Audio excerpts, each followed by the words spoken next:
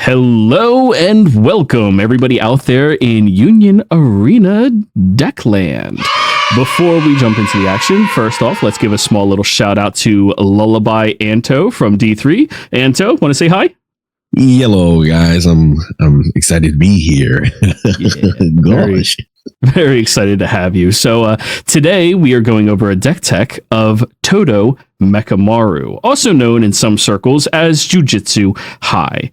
So Toto, being originally introduced in Volume 1, this deck was not really the best, but now in Volume 2, it has gained a lot of fantastic little bits of disruption and a lot of great sequences that can offer you some control tools that an experienced player can leverage for big swings. Whether you're into complex lines or just love clapping and swapping key pieces, this deck might be what you're looking for. So let's dive into what makes Jujutsu Kaisen tick. What kind of deck would you say this deck is at its core? Is it a mid-range control, a tempo deck, or something entirely different? Honestly, I would have to say that this deck is control tempo heavy. The idea of this deck is being able to establish a Toto quite early on when you see your opponent either struggling with energy or sitting on just one double energy generator and they have a body in the front. Some common things that you'll see playing against players that do know the matchup, they won't put a body or a chum blocker up in the front because they're scared to lose out on that energy. So then you just abuse the lack of blockers and you swing like 3 to face right off the bat. So I really want to say this deck is very tempo control heavy and understanding when to put your foot on the gas and when to take a step back. And what kind of player do you think will be drawn to this kind of deck? If you are a big swinger, so someone that probably loves a green deck, Saitama, all that stuff, but want to dial it back a little bit and have a little more control, I'd say it'd be those players personally. I like to think of this deck as pretty combo heavy as well. There's a lot of cool tricks that you can do with the new 4-1 Toto that allows you to get into some cool board setups, as well as the Toto and as well as the new Mechamaru. And if you are like me and you like your one of techs, the one of 4-2 Miwa is probably close to MVP of this deck, in my opinion. Very interesting. So what makes this deck feel different from the other purple options we have in the format right now? As we have Gawain everywhere, Squad Zero everywhere, Pure Ichigo everywhere. What makes this one stand out compared to all of them? So what makes this deck beautiful now with the Set 2 update is you finally have another purple toolkit deck that airs on the control side. You have an answer for everything, honestly, and one of the standout additions is the 6-1 Mechamaru. So now when you go up against matchups like the JJK, who are probably cutting down their shrines to a 1 of now with the new cards, when you go up against the Squad Zeros that have the I forget the name of it, but the temple that lets you look for a Squad Zero and add it to hand, people are going to have to worry about site removal now. It's going to be prevalent moving forward, especially with new decks coming out, as well as, again, the ability to purposely brick your opponent, especially if you see them make a greedy play and they defensively raid on a double energy, or they only have one double energy and you see a lot of double energies coming out of life, right? That Toto allows you to manipulate their board, put a target that is quite threatening to the back, causing them to keep it in the back instead of pushing it up because they need that energy. It also has the ability with the removal to not sideline a character, it bottom decks it. So any deck with graveyard recursion like Bambi, any deck with when sideline abilities, anything like the mirror matchup that would allow you to play your raid bodies back from the sideline. It just basically says you're not seeing this card this game unless you're playing against like a Nanami or a Saitama, like any deck that can just turn through their deck as fast as possible. There's many outs, many threats, and it forces your opponent to constantly be aware of what could happen at any moment.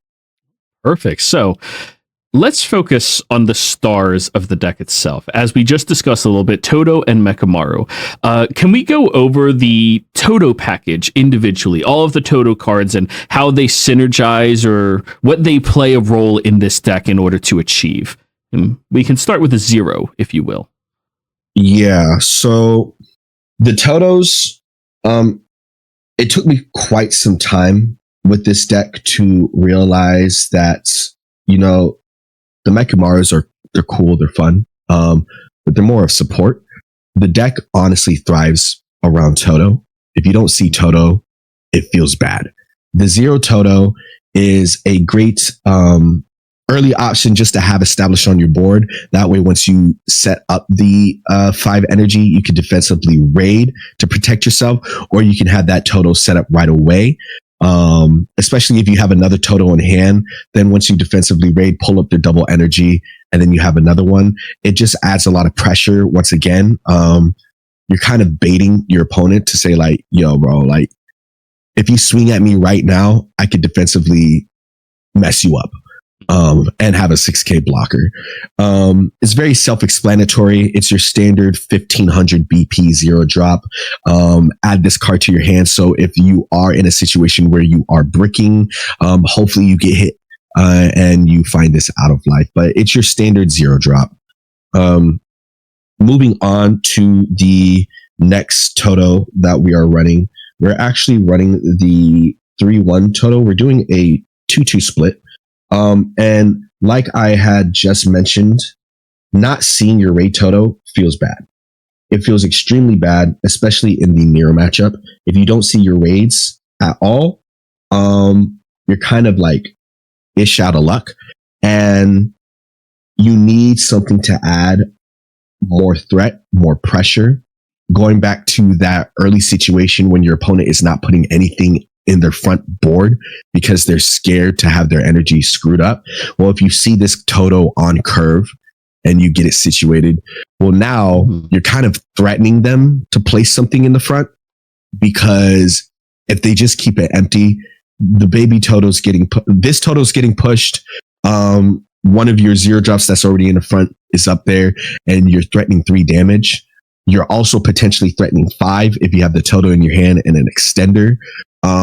So it just forces your opponent to make a mistake quite early on and pressure them to put a blocker on board. They should already feel slightly pressured with the 0 being on board, threatening that raid. But once they see this come down on curve, they know that they're on a time clock. And if you combo it with the Takedas, right? The Takeda is to help curve out, just because we're on a lower 0 threshold, but also to have this Toto be a threat no matter what's on the board. If it's a 45 BP and higher, them's the breaks. But being able to constantly pressure double damage here, double damage with my raid, just adds a lot of options and a lot of doors. And I personally feel like it helps you in that mirror matchup, especially if you're not seeing these Totos. You're still able to threaten double damage with this Toto. Absolutely. And one of the cards that I think might be one of the best cards in the entire deck, that 4-cost Toto. This card's insane. Yes. This edition honestly makes this deck a lot more scary, especially in the mirror matchup. Mm-hmm. If you are in the mirror matchup, you want this card on board. This card essentially like nullifies what your opponent will do if they raid in the Toto, because you're just like, all right, cool. Like, I'll just swap, put it back in the back line with this Toto. And then later on, I'll play a 0 drop and then swap next turn with this Toto. It also does cool early aggro lines. Again, you can establish your energy line and have your opponent focus on their energy line because, again, they don't want you swapping anything. And then you just drop one or two of these in the front, move up your 1-drop or 0-drop that you establish early in the Old Man or in the 1-drop Lori. I'm gonna just say Lori. Lori, right? And now you have 2 bodies on the front line, potentially swinging 2 damage early on, which again, once you put your opponent on a time clock, they're kind of screwed, especially if you're doing so much damage early and you've yet to see a raid Toto. Yeah, that can be really dangerous. Now, how about we go over the Mechamaru package here? Because Mechamaru got quite a lot of love in this new volume, and there's some cards, even not the Mechamaru itself, that synergize with them all. Yes. So the Mechamaru, I think, is a great addition to the deck, and I think it is the game closer that we need. When I had first started teching and labbing this deck for regionals, because this was one of the decks I was considering taking, just because it does have a lot of options. I was blinded by the new toy. I think the common mistake that you will see players do when playing this deck is playing around the Mechamaru. Just because the Mechamaru reads, I pop a 35 or I pop a sight, right? You're going to see a lot of people overextending to generate 6 energy. Even though it's pretty easy to generate 6 energy with this deck, they're going to pigeonhole on that, getting that out because it's the impactor, but that's not what you're supposed to do, right? Now, Mechamaru is mainly, in my opinion, a support and toolkit to help further the Toto agenda. Mechamaru says, hey, after I swap that raid target that happens to be a double energy to the front, I'm going to raid my Mechamaru and pop it. And you know what? I might not even push it to the front. I'm just going to leave it in the back because now mentally you're aware that I'm still pushing damage and I have an impactor sitting on the back. And this might be my only raid that I've seen so far. So I still have 3 more Mechamarus threatening impact, threatening removal, but I'm not letting you get rid of this. There's also the psychological factor of knowing that I have Goodwill event in my hand. So I'm going to ditch the Mechamaru. And I know that I have a Mechamaru to end game whenever I want to, because I could just play the Goodwill. Mechamaru is just a means to, again, control and add more control and tempo to this tempo heavy deck. Like I stated earlier, using it to get rid of a shrine, using it to get rid of the Squad Zero site. Thank you. Royal Palace.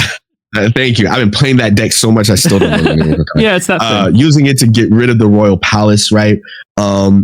Saitama's house, like it just says like, hey, you have to respect me and you have to know that I have this threat on board. Yeah. Now, the more important card and the most important card in this deck, out of the Mechamarus, in my opinion, is this 2/1 Ultimate Mechamaru. You want to find this off your 1-drop search. You go 0 into the grandpa, ideally. That way you have a 2K that you can push up if need be. And then you go into the 1-drop in the Lori. And off the Lori, you're hoping that you either see the 2/1 right off the bat, you see the Toto raid, or you see the Miwa. These are the 3 cards that I'm searching for off the Lori early game. Just because now if I go turn 1 Yoshinobu and then turn 2 play Urahime, find the Mechamaru, then play the Mechamaru right then. Now next turn I'm at 4. And once you're at 4, this allows you to unlock all the combos. It allows you to unlock everything that you need to do with the deck. You can, again, now play the Toto in the front. You can play 2 Totos in the front. Push up the Urahime and the Yoshinobu. And now you are generating 6 energy on the back line. And you have 2 bodies in the front to swing and also chump block. Right? Yeah. The Mechamaru also is if you are in the mirror matchup, the target double energy card that you want to target. This is the card you want to target, because unless they're daring or they have 2 on board, the Mechamaru serves as a, oh, hey, that 6-drop that I threw away, I'm going to grab it now, and then I'm going to raid it on this. It always serves as a last dish raid target for your ultimate Mechamaru to help you close out the game. It helps you in the early game segue and curve out into your mid game to get that 5-drop Toto right out early. I put a lot of importance in this card, and again, with my early testing, I had actually gone down on the Mechamarus, and the deck just didn't work. It's actually crazy how taking out one Mechamaru made the deck not work.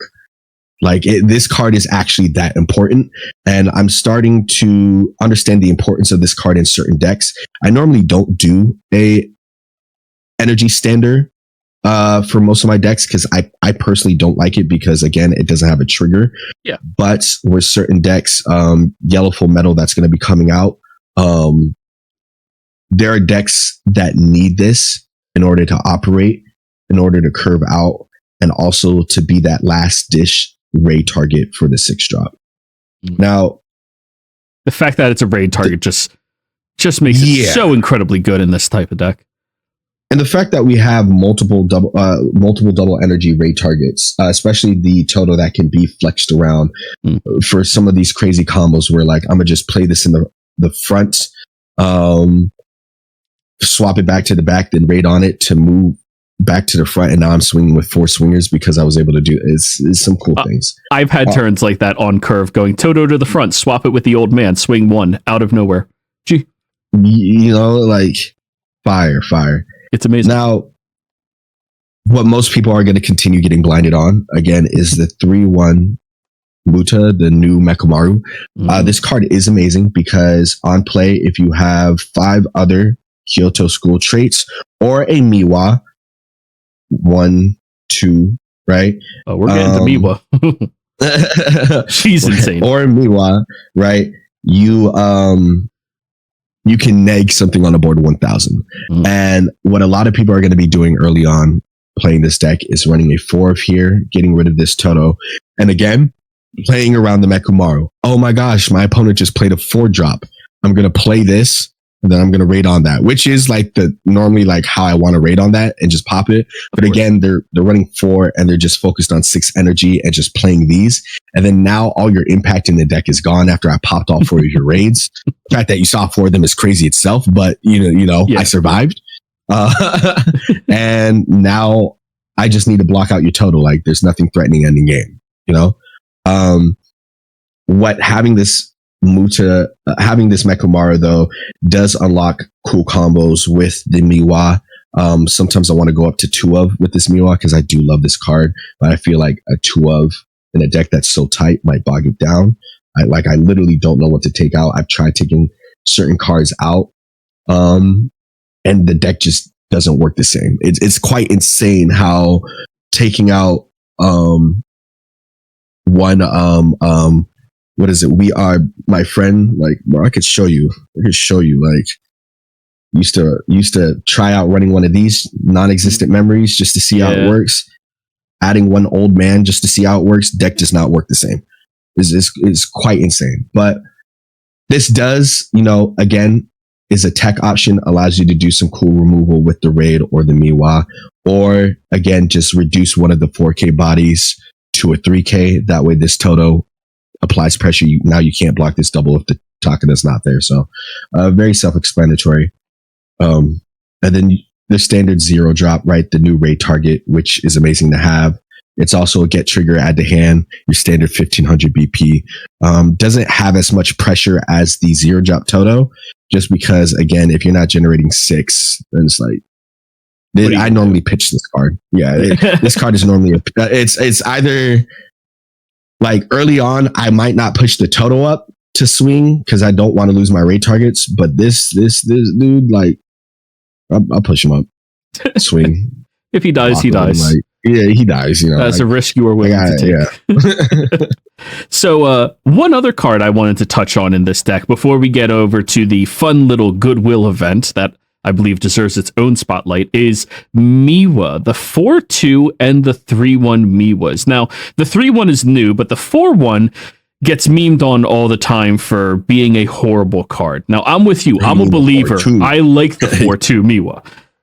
I just don't like it as a 4-of. I just like it. So can we touch on these two cards and go over exactly what makes them so potent in this deck?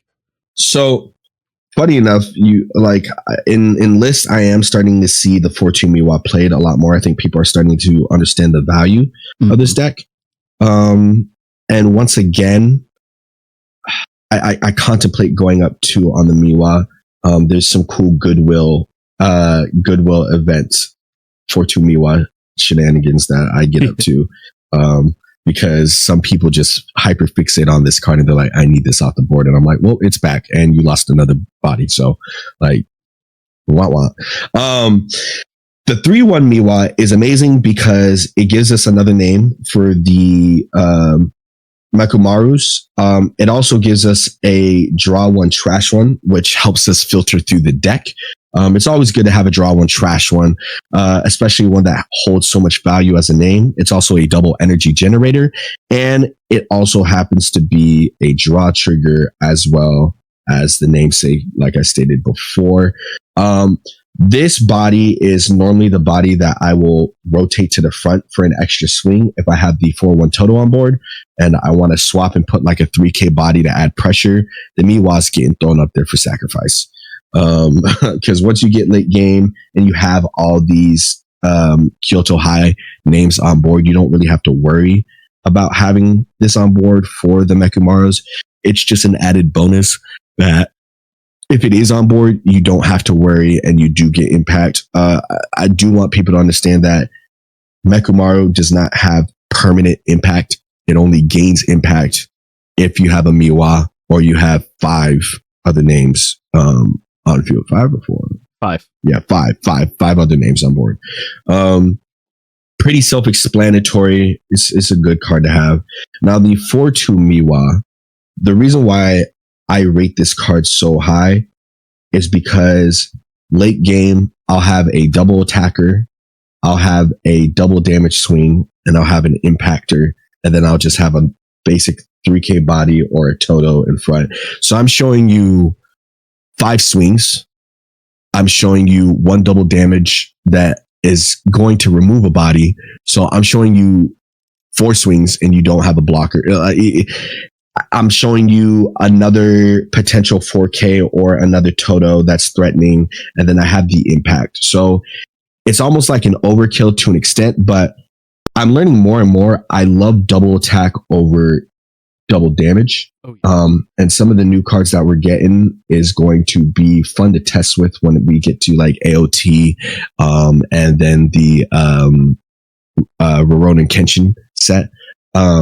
But the other thing that's amazing about this card is the when played ability. If you have 3 bodies in the back, or again, if you pair it with the Goodwill event, you play the 3-1 Mechamaru, neg 4K by 1, then you use your last 2 to play the Miwa in the back and pop it. This Miwa just sits in the back till you get to late game, because eventually, again, that psychological pressure that you're putting on your opponent, this Miwa is going to get pushed, and now I'm showing you 5 swings to your 2 life. So what are you going to do? You know, another fun little neat trick with this Miwa, if you can get it off and your opponent is in a weird situation, is the when blocking. If you have a full front board and they decide to swing with a 4K body, that 4K body is now a 1K, and this successfully blocks it. If they swing at you with a 3K or less, and you have 3 in the front line, I've done that. They just lost a body. And it's going to be interesting seeing people that don't understand what this card does and accidentally missequence their swing orders and just lose out on a body. So it's also a skill check, The downside is, and the reason why you want to have it in the back line before pushing it up is because if they do have a 4K body and they play the 4K body, they swing with that first. You have to swing if you have two bodies on the front line because they remove something. Now this is only a 2K block, and you lose out on it. The good thing though is it can always come back with Goodwill Event. So you know where it is if you need it. And speaking of Goodwill Event, this card is the entire reason I picked up this deck. Other than Toto is the best princess in all of this deck. The entire IP, Toto is the best character. He is fantastic. Goodwill Event. Can we go over why this is in instead of that card you showed earlier that said it gives impact to Totos? It had other text that I don't know. This card is card's crazy. The fact that they basically printed something like this for Full Metal and that card has no trigger shows you how busted this card is. Oh yeah. Oh yeah. A card that lets me play any of my Kyoto High School from the trash for free or raid allows you to ego your opponent. and by ego your opponent, it means, you know what? I'm just going to slam the Toto down as a 4K body early and use it as a blocker or a threat. And if you remove it, I'm just going to raid it and swap one of your energies. So you're always getting value out of this card. This is a card that I would love to play at a 4 of, but again, it just doesn't work. Yeah, it's not a character. If you have too many of them, you brick.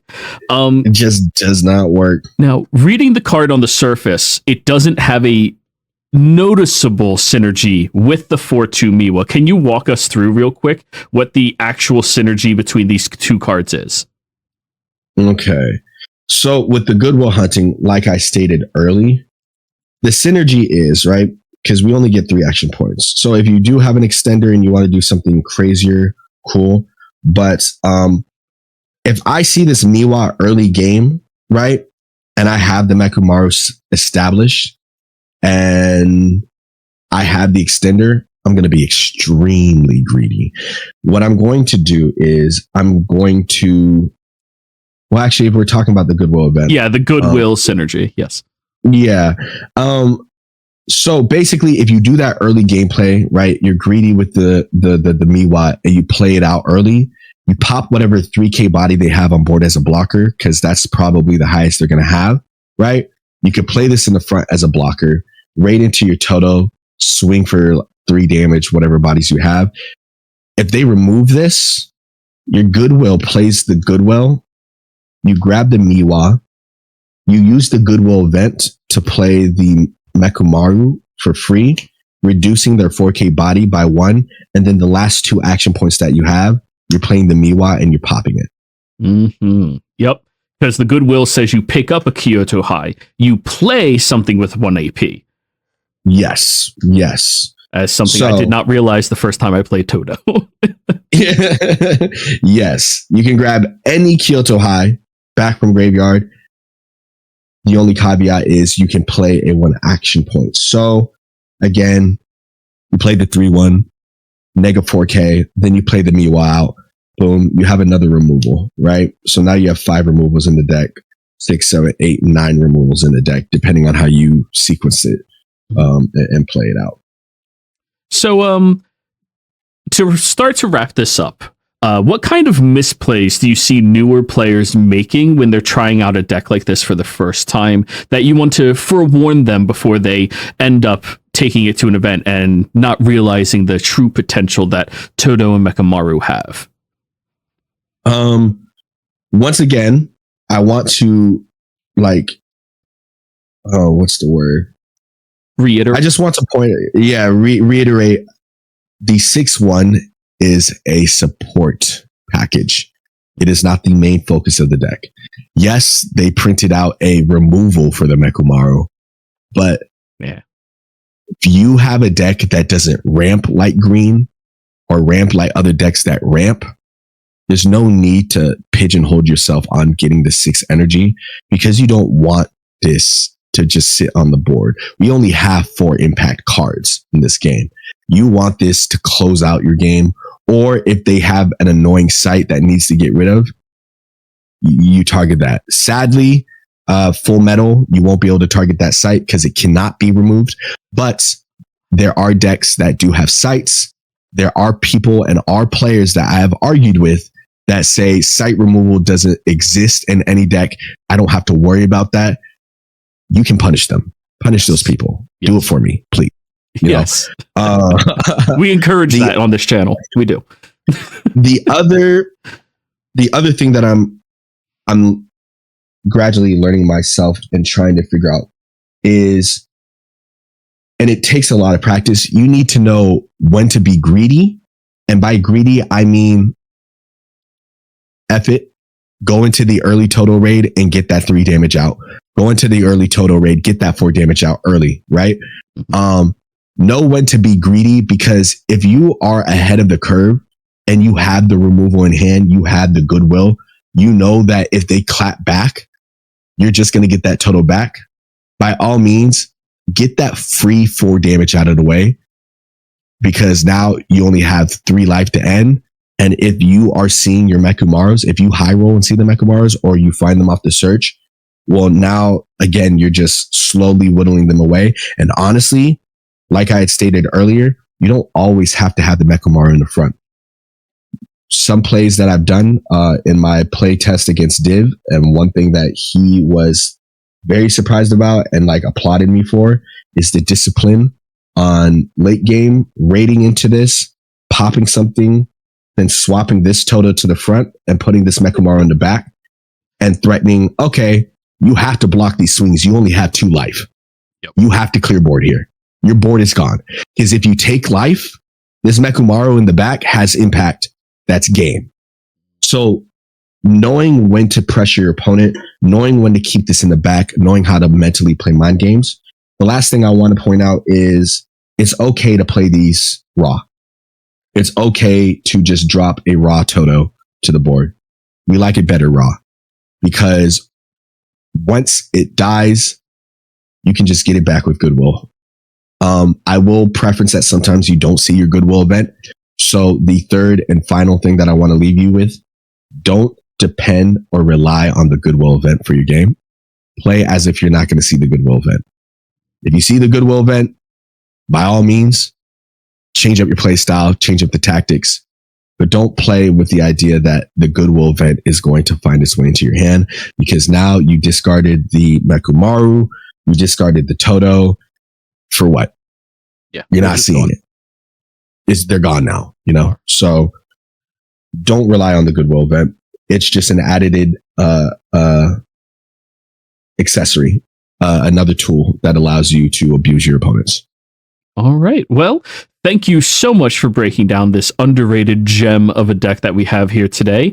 Anto, let the viewers know where they could find you and what type of content you create. You guys can find me on the YouTubes at Lullaby Anto. I make TCG content around Union Arena, and I'm looking to expand upon RIFTBOUND, maybe Gundam, possibly Alestrals, and yeah, just create cool TCG content. I also do make music under the moniker Anto the Wayward. That name might change to Lullaby Anto. We don't know. So if you're interested in streaming some of that music, you can find music on any streaming platform as well as YouTube at Anto the Wayward. And also find me in the D3 Discord, playing with the community members, Draw 3, as well as Twitter, tweeting about my new obsession, the Horse Girl racing game, and other TCG things under Anto the Wayward. Majority of my socials, you'll find me is under Anto the Wayward, but when it comes to the YouTube account, Lullaby Anto is mainly where I'll be. All right. And of course, I'm Joey. You can find me down in the description below. Thank you all very much and have a great day. Goodbye.